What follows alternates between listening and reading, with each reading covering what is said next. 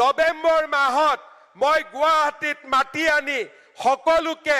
appointment letter দিম আৰু hello' everyone welcome to back আজি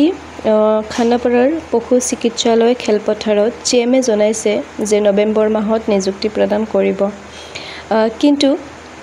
এতিয়াও আমাক ডাইৰেক্টলি যেটো এক্সাক্ট দিন সেই দিনটোৰ কথা এতিয়াও কোৱা হোৱা নাই গতিকে হেতুৰ কাৰণে আমি অপেক্ষা কৰিব লাগিব কিন্তু ইয়াৰ পিছতো যদি আৰু দিন পিছুৱাই তেতিয়াহ'লে কিন্তু এইবাৰ সকলো ক্যান্ডিডেটৰে মন ভাঙি যাব কিয়নো আমি দেখিবলৈ পাইছো বাকি পৰীক্ষাবিলাকৰ কথা নকওঁ জিটিপিজিটিৰ কথা কৈছো ইয়াতে জিটিপিজিটিৰ জানুৱাৰী মাহতে 2025 চনৰ জানুৱাৰী মাহতে পৰীক্ষা হৈ গৈছে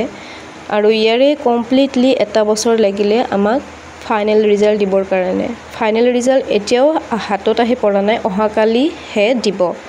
অৰ্থাৎ 17 তাৰিখেহে দিব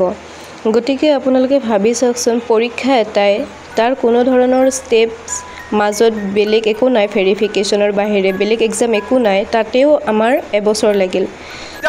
তথাপিও আমাৰ উপায় নাই আমি ৰখিবই লাগিব সিএমৰ কথাখিনি হেকত সংলগ্ন কৰি দিছো চাব 3% চাহ বাগিচাৰ যুৱক যুৱতীয়ে চাকৰি পালে নৱেম্বৰ মাহত মই গুৱাহাটীত মাতি আনি সকলোকে এপইণ্টমেণ্ট লেটাৰ দিম আৰু